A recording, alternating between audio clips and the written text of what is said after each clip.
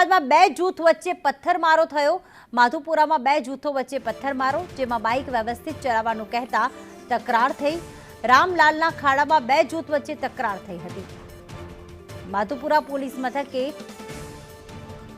ફરિયાદ નોંધવાની તજવીજ હાથ ધરી છે। બનાવ સ્થળે પોલીસ બંદોબસ્ત પણ ગોઠવવામાં આવ્યો છે। માધુપુરામાં બે જૂથ વચ્ચે પથ્થરમારો, રામલાલના ખાડામાં બે જૂથ વચ્ચે તકરાર, બાઇક વ્યવસ્થિત ચલાવવાનું કહેતા આ તકરાર થઈ હતી। પોલીસે સ્થિતિને કાબૂમાં લીધી છે। માધુપુરા પોલીસ મથકે ફરિયાદ નોંધવાની તજવીજ ચાલુ છે।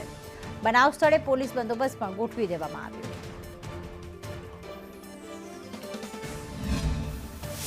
વાગ્યાના સુમારે બાઇક ચલાવવા બાબતે બે જૂથો વચ્ચે થોડી અથડામણ જેવું થયેલું, જેમાં પથ્થરમારાનો પણ સહેજ બનાવ બનેલો છે।